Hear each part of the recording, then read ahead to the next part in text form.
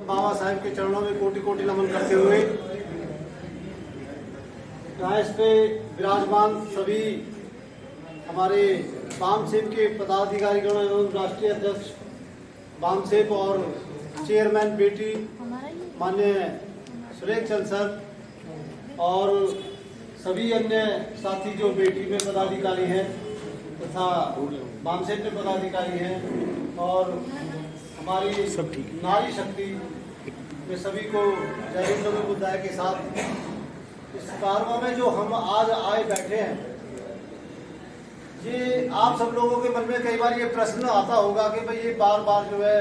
कभी अधिवेशन लगाते हैं, कभी मीटिंग लगाते हैं, कभी चर्चा के लिए जो है कैडर कैंप भी लगाते हैं, बहुत सारी चीज़ें करते हैं। तो ये सारी कवायद जो हो रही है ये बैक टू पे सोसाइटी के आधार पर ही हो रही है, क्योंकि बाबा साहेब ने जो अभी मेरे साथी बता रहे थे कि 1956 में बाबा साहेब ने आगरे की सभा में रोया था कि मुझे पढ़े लिखे लोगों ने धोखा दिया। ये वही कवायद है सारी कि पढ़े लिखे लोगों का जो हक बनता है, जो राइट बनता है, वो अपने हक और राइट के अनुसार देश को, जो देश में बहुजन समाज है, जो हमारी 85% जनसंख्या है, उसको संभालने के लिए, उसको जागृत करने के लिए, उसको प्रेरित करने के लिए ये पढ़ा लिखा समाज अपना काम करे। अभी मेरे से पूर्ववक्ता थोड़ा सा बोल रहे थे कि भाई बाबा साहेब ने जो है वो ये समाज के जो 10 डॉक्टर, 10 इंजीनियर और 10 मास्टर बनेंगे तो समाज में एक नई दिशा है, नई तरक्की होगी। तो ये बात फैक्ट है। वास्तव में ही बाबा साहब ने इन सभी आंकड़ों को लगा करके और आगरे की सभा में रोया था, क्योंकि उनके टाइम में जब उन्होंने 10 लोग डॉक्टर बनने के लिए बाहर विदेश में भेजे, 10 इंजीनियर बनने के लिए भेजे, 10 वकील बनने के लिए भेजे, लेकिन वो लोग वहीं पर जाकर के अपनी अपनी जॉब और अपने अपने इंजीनियरिंग विभागों में, अपनी वकालतों में, अपनी अदालतों में वहीं की सारे वहीं की जो है वो लेकर के, वहीं की नागरिकता लेकर के वहीं रुके और देश के लिए वापस लौट कर नहीं आए। तो देश के देश में जो हमारा पिछड़ा समाज, बहुजन समाज है, उसको कुछ भी हासिल नहीं हो पाया। तो बाबा साहब की आंखों में इसलिए आंसू आए थे। ये सारी कवायद और सारी व्यवस्था इसलिए चल रही है। हम और आप सब जो एक व्यवस्था परिवर्तन की लड़ाई लड़ रहे हैं, और ये साथियों बहुत ही अच्छा विषय है और बहुत ही जुझारू विषय है।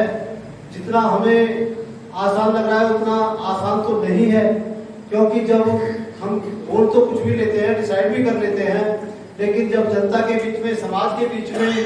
जाते हैं तो वहाँ बहुत सारे तर्क वितर्क और सैकड़ों क्वेश्चनों का जवाब देने के लिए हमें तैयार रहना पड़ता है। तो ये थोड़ा सा कठिन कार्य तो है, बहुत कठिन टास्क है। स्कूल खोलना एक मामूली बात नहीं है, लेकिन हमने मीन्स बामसेब ने इस बात का पूरा बीड़ा उठा दिया है कि हमें स्कूल अवश्य खोलने हैं, भले ही हमें किसी भी पीड़ा का सामना करना पड़े और कितना भी तर्क वितर्क करना पड़े, किसी भी लोगों की बातें सुननी पड़े, लेकिन हमें स्कूल खोलने का काम करना है। क्योंकि गवर्नमेंट जो हमारी जो सरकारें, वर्तमान सरकारें, उनकी नीति और नीयत में फर्क आ चुका है और हमारे समाज के लिए, बहुजन समाज के लिए वो पूर्ण रूप से जो है इस बात पर तत्पर हो गई है कि भाई इस समाज को कैसे पीछे ले जाया जा सकता है, बहुजन समाज को कैसे वापस उसी दिशा में पैदा किया जा सकता है, इनके गले में हांडी और पीछे झाड़ू कैसे बांधी जा सकती है। ये उनका पूरा टारगेट और पूरा समीकरण तैयार है। वो आज से नहीं, वो पिछले 100 वर्ष से, 2025 आने वाला, उनकी सेंचुरी पूरी होने वाली है और वो इसी माध्यम से, इसी कारवा के माध्यम से जो उनका कारवा चल रहा है, हिंदुत्व की भावना वाला, हिंदू मुस्लिम वाला, और दुनिया भर के जो उन्होंने पैगाम फैला रखे हैं, दुनिया भर के संगठन बना रखे हैं, वो सब जो है हम लोगों को नेस्तनाबूद करने के लिए, बहुजन समाज को नेस्तनाबूद करने के लिए और बहुजन समाज को वापस उसी दशा में लाने के लिए कर रखा है। क्योंकि आने वाले समय में उनकी जो 100 साल पूरी होगी तो उनकी योजना यहाँ तक भी है कि भाई हम मनुस्मृति फिर से लागू करें। और मनुस्मृति को मैं समझता हूँ जितने भी यहाँ विद्वान साथी बैठे हैं, सभी विद्वान हैं जितने भी साथी हैं, उन्होंने सबने मनुस्मृति को थोड़ा बहुत पढ़ लिया होगा या मीटिंग सभाओं में समझ लिया होगा कि मनुस्मृति की क्या दशा है जो हमारे ऊपर थोपी हुई है। हमारे घर में आज भी महिलाएं बच्चे उसी मनुस्मृति के गुलाम बने हुए हैं, उसी मनुस्मृति को खो रहे हैं, क्योंकि जो ये दुनिया भर का पाखंडवाद अंधविश्वास के माध्यम से मूर्ति पूजा, मंदिर जाना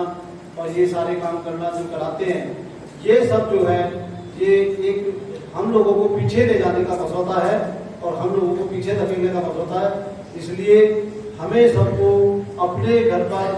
अब कुछ अलग से मेहनत करने की आवश्यकता है। स्कूलों के लिए तो हम लोग मेहनत करेंगे ही, लेकिन घर पे हमें आधा घंटा, 15 मिनट, 20 मिनट बच्चों के साथ बैठना बहुत जरूरी है, क्योंकि हमारी जो आने वाली जो ये पीढ़ियां हैं, जो जनरेशन है, जो आज का युवा है, वो हमारी मीटिंग सभाओं में नहीं आ रहा है, वो हमारी बात सुनना नहीं चाह रहा है। इस डिजिटल इंडिया में, जो डिजिटल इंडिया में हमारा कंप्यूटर और ये आपका मोबाइल जो आपके हाथ में आया हुआ है, इसमें बच्चे एक कोने में बैठ करके, एक कमरे में बैठ करके अलग से और वहाँ अपना मोबाइल या कंप्यूटर पे समय बिताना चाहेंगे,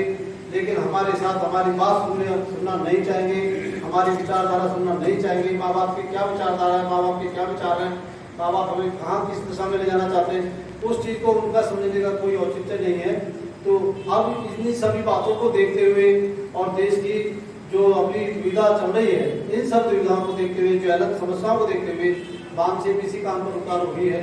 कि भाई हमें जो है, हमने सत्ता में तो देख लिया जोर आजमाइश करके, सत्ता में जो है पिछले 48 साल से हमने सत्ता के ही लिए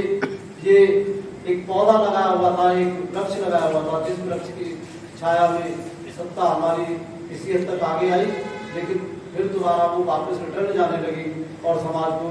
एक धोखा और दशा दिशा बदलने का काम फिर से होने लगा। तो वो भले ही किसी भी शर्त पे हो रहा है, ये हमें कुछ पता नहीं,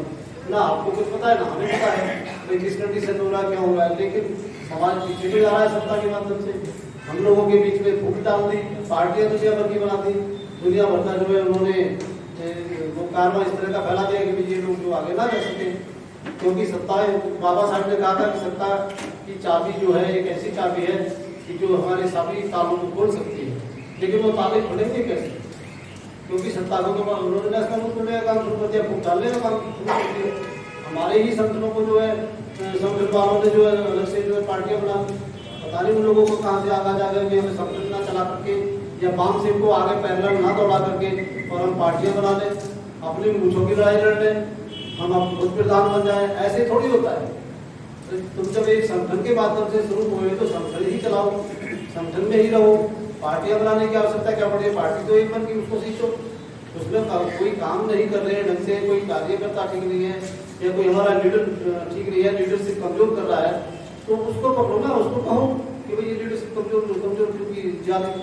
तो ये सब चीजें जो है, ये कवायद जो है ये सब हमारे साथ चल रही है और देश के हालात और समाज के हालात ठीक नहीं है। बहुजन समाज को पीछे धकेलने के लिए बहुत कुछ किया जा रहा है, अंदर खाते बहुत कुछ मसौदा तैयार है। तो ज़्यादा कुछ नहीं कहते हुए, समय की गरिमा को देखते हुए, ज़्यादा कुछ नहीं बोलते हुए आप सबसे रजा लेता हूँ। इसी के साथ जय भीम, नमो बुद्धाय। और बाबा साहेब के लिए एक चीज़ और है, बाबा साहेब के लिए एक चीज़ और है, मैं 2 लाइन और कहूँगा कि हुआ नहीं आज तक ऐसा, आइंदा हो नहीं सकता, जहां में दूसरा अम्बेडकर पैदा हो नहीं सकता। बहुत बढ़िया।